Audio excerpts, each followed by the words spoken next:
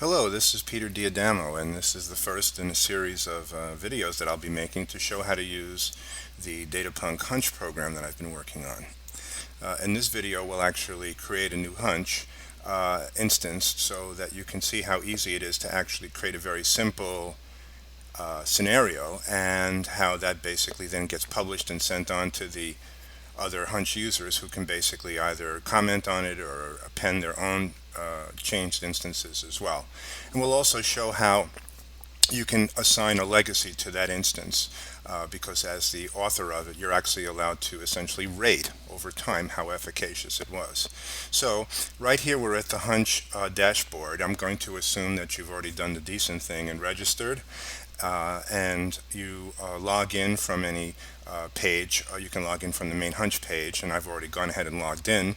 So this is the dashboard, which is kind of like Grand Central of HUNCH, and we are going to go down here to where it says Create New Instance, and we're going to create a title for our instance. This is going to be a case scenario of a 65-year-old man with IBS.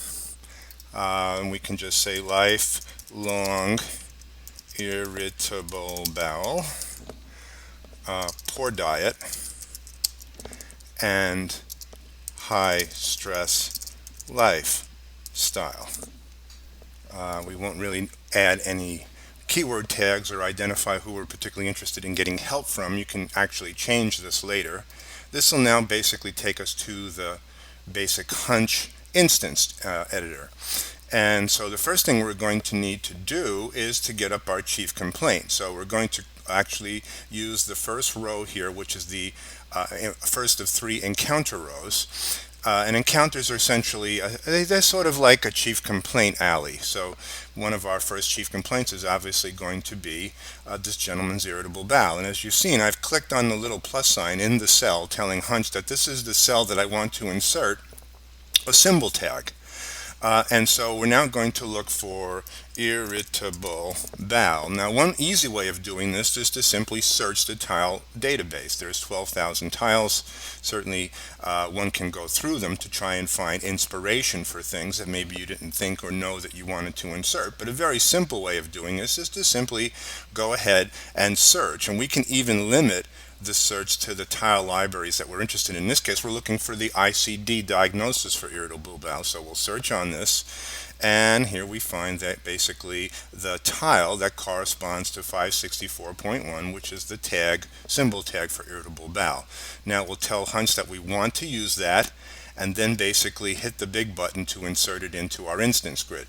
Now you'll see that the instance grid actually does have a tag for irritable bowel. So one of the things that we might want to rule out with irritable bowel is perhaps maybe Crohn's disease would be a reasonable rule out if indeed there were some of the other symptoms. And so we can basically do the same thing and just basically insert a tile for Crohn's large intestine. We have no evidence that he has it, but it's certainly something that we want to rule out. Now, we should probably put some information in here that has to do with the person. So we can basically do this. We can put in some person demographics. And sometimes when you're trying to insert multiple tiles and you kind of know what you want, it's easier to work from the tile list.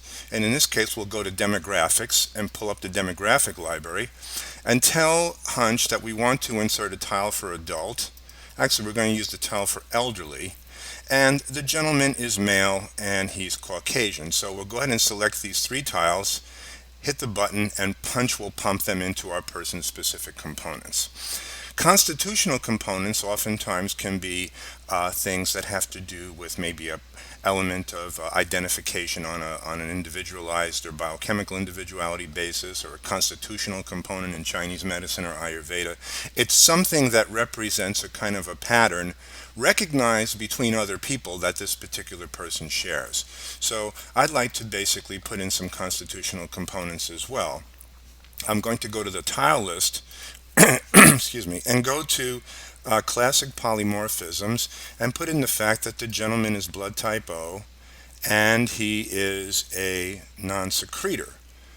Okay, so we'll select those tiles and we'll pump those in as well. So now you can see how easy it's been to essentially put together an instance just by actually 2 or 3 clicks of the mouse. And every time this is the case that you've inserted a tile, it's automatically been saved as well. Now, actions are a little bit more different in the sense that you have to sort of be thinking about the sort of strategy behind them. One of the things I like to use in irritable bowel disease is arabinogalactan. And what I'm going to do is search for the product that's made by North American Pharmacal called ARA6, and I'm going to insert that in there. ARA6 is a wonderful soluble fiber that helps break down certain types of components into short chain fatty acids. I'm also going to optimize by basically inserting a tile. Again, I'm going to use the tile list for North American, and where are you there? North American Pharmacal, and I'm going to use the product called Deflect O, which is a lectin blocker, and I'm going to insert the product called Intrinsa, which are basically products that have to do with colon health. Intrinsa is a butyric acid supplement, and Deflect is a lectin blocking supplement.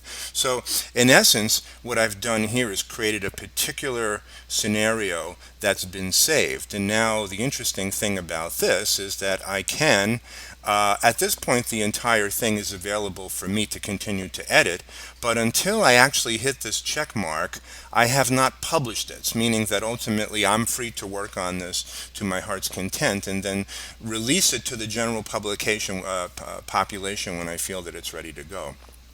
I mentioned before that you can create legacies. So one of the things that we could do with this is at a certain point in time to actually come back, perhaps maybe 2 or 3 weeks later when we've seen the patient again, click on the legacy editor, and the legacy editor brings up the therapeutics that are associated with that encounter. So we see here the 3 products that we have actually put into our grid that are related to the encounter irritable bowel. And I can basically actually do a sort of a weighted verdict on these things. For instance, if I move the thing all the way to +3, I'm actually insinuating that the product was very efficacious in this situation. If I move it to 1, I would assume that the product basically was moderately efficacious. If I move it to some negative number, I'm actually telling the program that the product may have not helped at all, or if indeed the patient may have come back and said that it maybe exacerbated their symptoms.